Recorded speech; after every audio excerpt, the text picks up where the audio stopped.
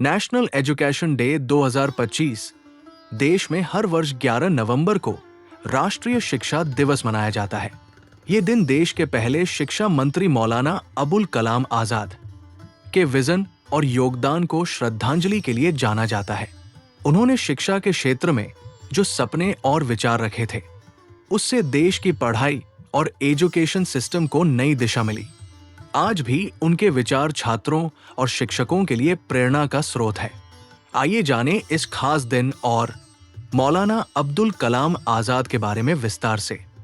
राष्ट्रीय शिक्षा दिवस हर साल क्यों मनाया जाता है? राष्ट्रीय शिक्षा दिवस हर साल 11 नवंबर को मौलाना अबुल कलाम आजाद की जयंती के उपलक्ष्य में मनाया जाता है। इस दिन देश में एकेडमिक इंस्टीट्यूट सेमिनार, निबंध प्रतियोगिताओं, कार्यशालाओं और जागरूकता रैलियों सहित विभिन्न गतिविधियों के माध्यम से मनाते हैं। इस दिन साक्षरता के महत्व और सभी के लिए अच्छी शिक्षा पर जोर दिया जाता है। राष्ट्रीय शिक्षा दिवस कब मनाया जाता है?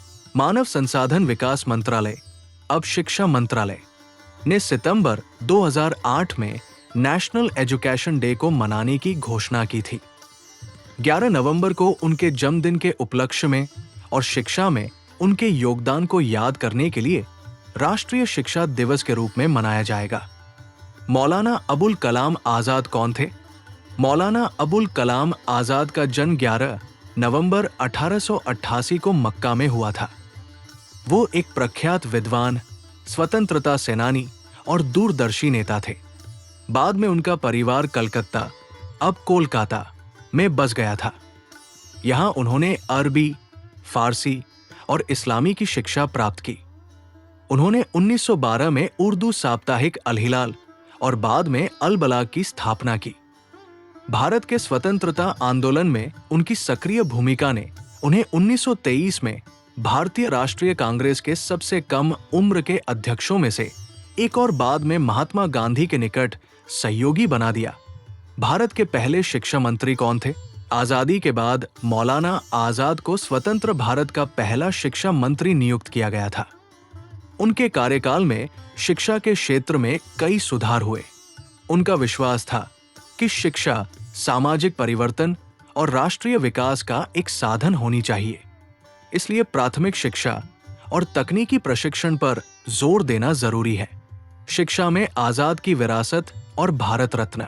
भारतीय शिक्षा में मौलाना आजाद का अतुलनीय योगदान है। उन्होंने UGC grant commission, UGC, Indian institute of technology, IIT, और बैंगलोर स्थित Indian institute of science, IISc, जैसे प्रमुख संस्थानों की स्थापना में महत्वपूर्ण भूमिका निभाई। उन्होंने अखिल भारतीय तकनीकी शिक्षा परिषद, AICTE, को मजबूत बनाने और रिसर्च और साइंस में शिक्षा को बढ़ावा देने में महत्वपूर्ण भूमिका निभाई।